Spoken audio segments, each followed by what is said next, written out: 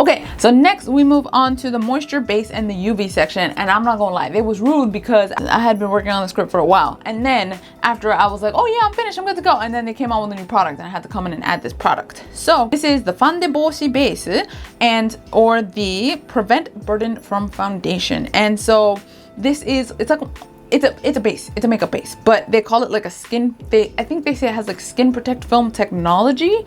And first, I think we should address the question of what is the burden to the skin. And when you're using makeup, your skin is burdened in different ways. And one of them is, for example, because your barrier could be affected by the use of surfactants, which I had mentioned surfactants earlier, the surfactants in the product, because if you have, for example, like, let's say like a liquid foundation, that product is not totally water, it's not totally oil, it's, you know, a mixture of both. But in order to get things to mix, what do we need? Again, surfactants. And so having that in the product and then putting that on your face, and especially for an extended period of time, then some people will be like, oh, but like this is like, it could, you know, just like damage your skin over time, is what some people say. I don't necessarily think that it's to that extreme case, but I do feel like technology has advanced with the skincare, not just like the stuff that we use to take the stuff of the day off of our faces, but also the stuff that we put onto our face to make it, to minimize the amount of damage that could have been caused maybe back in the day. I don't doubt it. Like, but yeah, so that's one thing that they said. And then the fact, so going back to, okay, so not just the fact that you have surfactants in the product,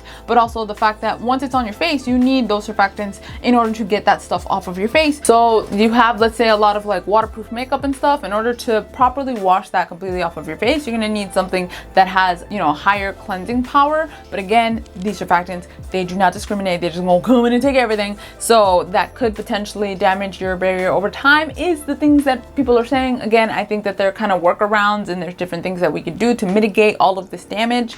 But yeah, so just keep that in mind. This is not explicitly what Curél or Curél is saying. This is the burden of the skin.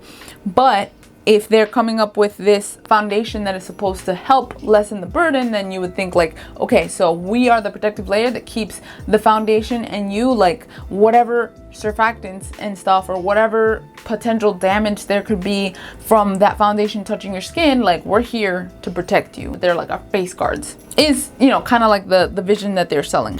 But because I do like to try and be as even as possible, there are, and again, I think a lot of it comes down to marketing. At the end of the day, do what it is that you gotta do. It's between you and the Lord, whatever it is that you decide to do with your face, okay? And so on the other side of the argument, there are also people who say that makeup actually can help your skin because it can protect your face from the outside element. If you have a barrier between, so for example, let's say you put on sunscreen and then on top of that you put on makeup, those are just extra barriers that are protecting you from like these, I think it was like in areas where you have more pollution, essentially the more barriers that you have between you and this stuff in the air, then that could potentially be better. Obviously, like physical barriers like masks or hazmat suits might be the best option, but for those of you who can't do that, if you can do physical barriers with things like sunscreen and makeup, then that could help as well. And also pollen is a thing that they mentioned in some Japanese websites, which I don't know about where you live, but like in Japan, pollen, it'll leave you toe up from the floor up, coming in to destroy.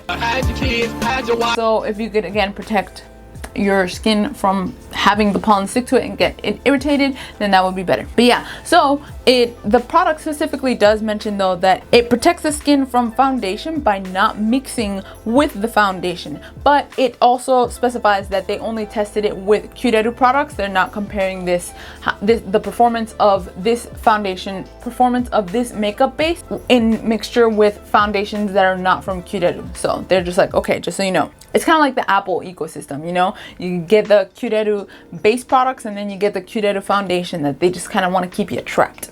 So next up is basically primers with UV protection, which I think the other one did have UV protection. I don't have it in my notes, but I will put it up here. And so the first two are mineral sunscreens, and then both of them have Shigaisen Kyushuzai Muhaigo. Shigaisen is UV rays, and then Kyushuzai is like the absorbing chemicals, like, so because you know how like in sunscreen you have mineral sunscreens which they are supposed to bounce off like the energy, like the sun. Okay, so here are the UV rays, and then the mineral sunscreen, it like bounces it off. But then the chemical, like, this is a super oversimplification of everything. Anything that ever comes out of my mouth is basically an oversimplification of a YouTube video that I saw in a back alley. The mineral sunscreen, basically the idea is that it doesn't absorb the rays and then it kind of bounces them off. It's like a physical barrier. And then with chemical sunscreens, it absorbs the UV rays, but then it converts it to a different type of energy. So it doesn't actually get into your skin, but it does absorb them. And maybe some people hear this and they're like, oh my gosh, then I'm never gonna use chemical. Mineral sunscreens tend to leave a very heavy white cast. They also have a sugoi like kishi-kishikan, like they just don't feel the most elegant. So, you know, it's not like a pick your poison situation, but as long as we're on Earth, everything seems kind of like a pick your poison situation. Chemical sunscreens, I don't think that there's anything wrong with them. Again, to each his own. Whatever you do with your life, that's between you and Jesus. But yeah, so for those of you who are interested in physical sunscreens, this would be a physical sunscreen that you might want to look into. And then both of them say tone up on the packaging, and honestly, tone up usually means white cast adjacent at the very least. Usually at the very least adjacent. But one of them does say that the tone up effect is through a light dispersing effect. So hopefully it'll be like a shimmer versus a white cast, but I'm just saying, don't cast your lots.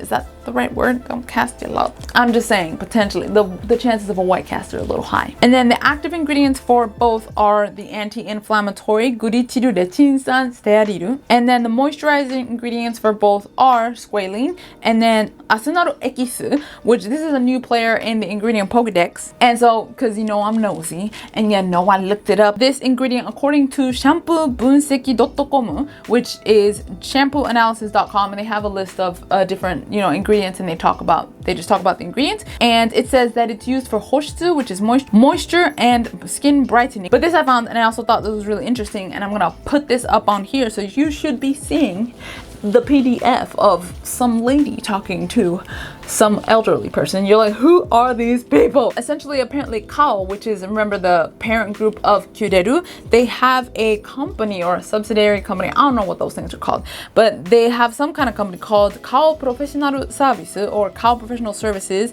and they specialize in making industrial products. And so these industrial products are used in hospitals, in facilities, and as well as for home care. So what I'm trying to say is, and then this ingredient, the Asunaro ekisu, is in the products. It's one of the ingredients that is marketed on the product that is used for these facilities. So my thing is, this is my train of thinking. I could be very faulty, but my train of thinking is just that if it's good enough for care, for the skincare of in a professional setting of people who are maybe either elderly or maybe who have weakened skin barriers because they have some kind of skin issues, then it's good enough on me.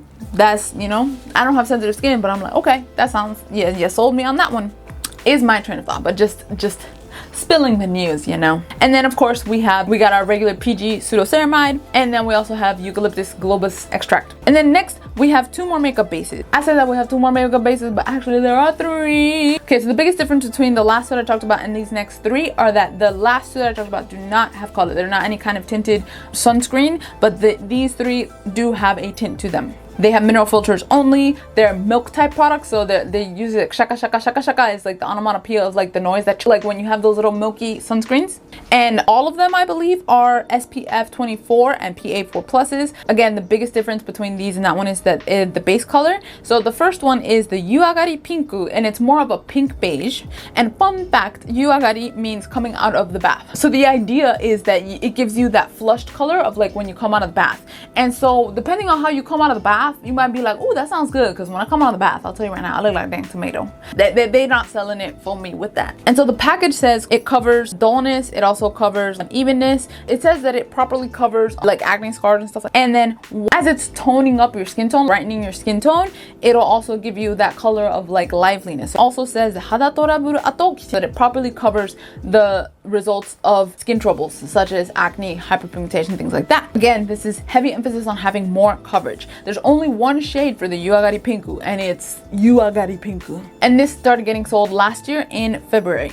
And then the Irozuku base milk, or the base milk that gives you color, it has 2 shades. The package says Hada o kinitsu ni totonoeru beige. So it's a beige color that gives your bare face and even skin tone. And so this one doesn't have as much emphasis on coverage as the other one does. So the idea is the other one will have a little bit more coverage. And so notable ingredients for all three of the products are the Asunaro ekisu that I mentioned earlier, the eucalyptus globus extract, and of course our rated PG pseudoceramides. Now for the face and body UV. Okay, so we have the UV lotion, which is the milk type. We have the UV essence, which is the cream type. The lotion is SPF 50 plus, PA 3 pluses, and the essence is SPF 30 with PA 2 pluses. Both of them are mineral sunscreens. Yeah, so both of them are mineral sunscreens. I don't think that there is a chemical sunscreen within a 50-mile radius of the Curél headquarters. Well, no, actually, because they have other brands, so this is just their. Do they do Nivea? They might do Nivea. I don't know. I'll put it up here. Both of them have anti-inflammatory ingredients, but the lotion's active ingredient is gurichiru rechinsan steariru, and then the essence's active ingredient is our more familiar gurichiru rechinsan jicarium. Why the difference? I don't really know. I can only think it has something to do with the formulation, or maybe whichever it is. I'm assuming that they're powders, so maybe they perform differently within different formulas. That's what I'm assuming, just based on my limited little knowledge and research that I've done. And both of them, the moisturizing ingredients are pseudoceramides, and then the Asunaro ekisu that I mentioned earlier, as well as eucalyptus globus extract. And now we move on to the body products.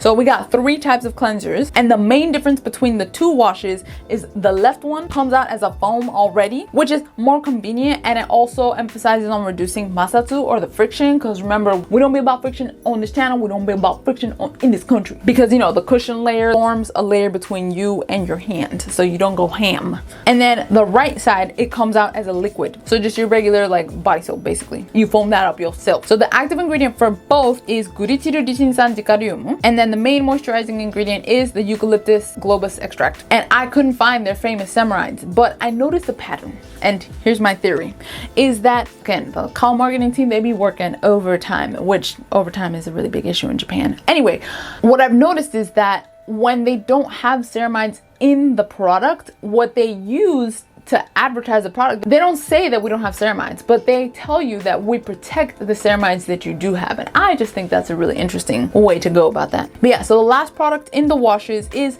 this skincare sheet, which I have never seen this before in my life. But the active ingredient is gurichiru rechinsan jicarium, and it says that it can help with heat rash and skin getting irritated due to unwanted sweat. So you know, you'd be like at the gym, so if you just have like those wipes, then you can just wipe up after where you got sweaty, but you gotta go home or you gotta do things, you gotta buy groceries. You don't want to be out there like Funkalicious. You want to be like Outcast. You know, to freshen up, you would get, I'm guessing, the pads. So then you could use wipe thingies, and it has the anti-inflammatory ingredients, so hopefully that will help with sweat rash and stuff like that. So next we get to the Fresh and So Clean creams. First, let's compare the lotion and the gel lotion, and both have active ingredients. The arantoin is the active ingredient for both of them. The moisturizing ingredients for both are, first one is our boy, the pseudoceramide, long name, yes. And then we also have squalene. We also have from the facility earlier, Asunaro ekisu, as well as eucalyptus globus. And then the main difference between the two, I would say most likely, is the texture.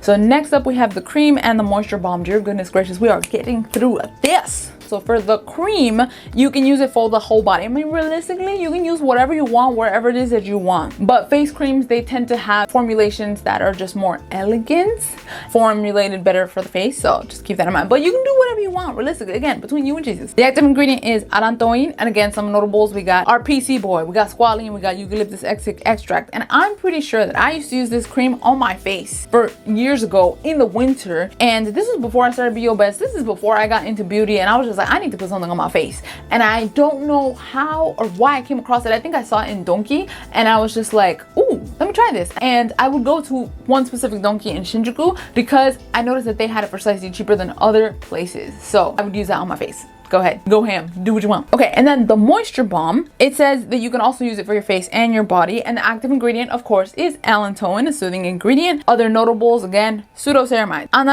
We got, oh no, I'm running out of battery. I'll see you next time.